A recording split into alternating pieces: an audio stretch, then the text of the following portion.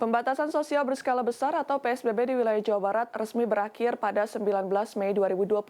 Sepanjang PSBB berlangsung, pemerintah mengklaim berhasil menekan angka penularan COVID-19 di wilayah Jawa Barat. Meski demikian, pemerintah tetap akan melanjutkan PSBB secara proporsional di wilayah masing-masing kabupaten dan kota.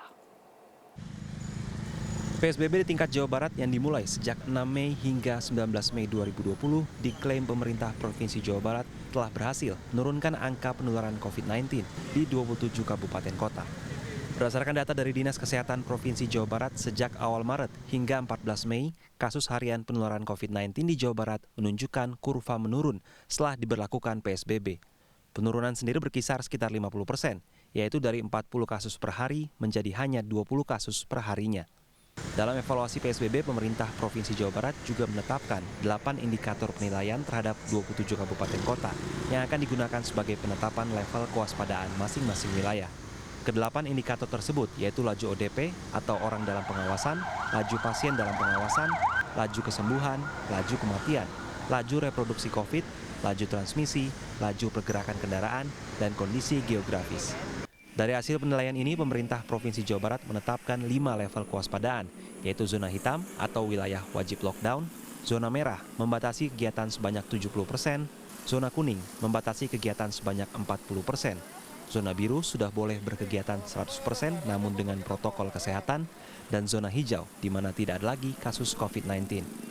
Berdasarkan penilaian tersebut, pemerintah Provinsi Jawa Barat menetapkan sebanyak 3 kota kabupaten berada di zona merah, 19 kota kabupaten di zona kuning, dan 5 kota kabupaten berada di zona biru.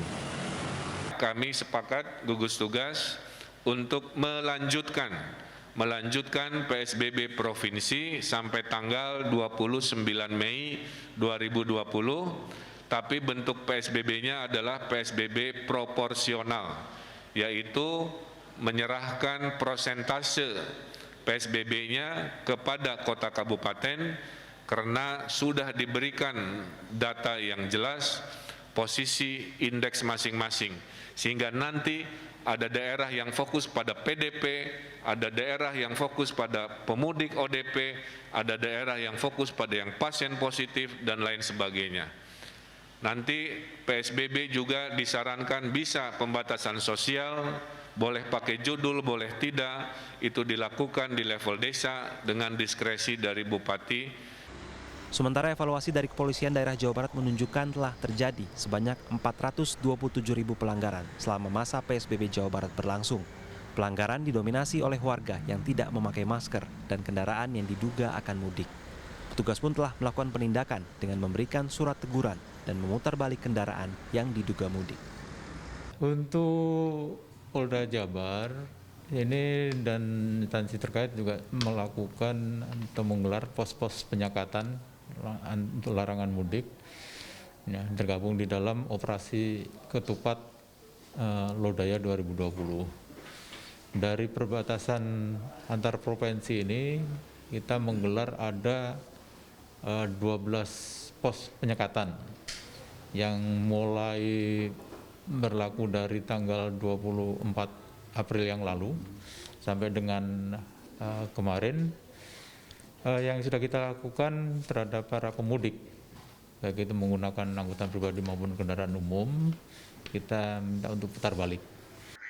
Epidemiolog Universitas Padjadjaran, Panji Fortuna menilai PSBB yang dilakukan oleh pemerintah sudah berhasil menekan laju reproduksi COVID-19 dari indeks 3 menjadi 1. Namun hal ini bukan berarti PSBB bisa dilonggarkan. Menurut Panji, indeks reproduksi COVID masih bisa meningkat. Oleh karena itu, Panji menyarankan pemerintah tetap memperpanjang PSBB untuk menurunkan angka penyebaran.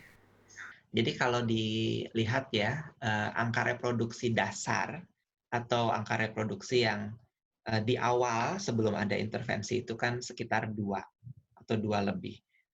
Kemudian sekarang 1. Dan berkurang itu bukan tidak ada dampak, bukan otomatis berkurang ya. Saya pikir itu ada dampak dari work from home, dari PSBB gitu. Jadi kalau menurut saya, ya PSBB dan semua restriksi sosial ini ada dampaknya. Cuma kalau belum cukup, belum seefektif yang kalau saya pribadi harapkan begitu untuk menekan kasus sampai hilang sampai tinggal sedikit dan kita aman kembali ke mendekati normal. Hingga 20 Mei 2020, berdasarkan data dari Pusat Informasi dan Koordinasi COVID-19 Jawa Barat, terdapat sebanyak 1.700 pasien positif COVID-19, 411 pasien sembuh, dan 124 orang meninggal dunia di Jawa Barat. Franky Wijaya, Kavijati, Bandung, Jawa Barat.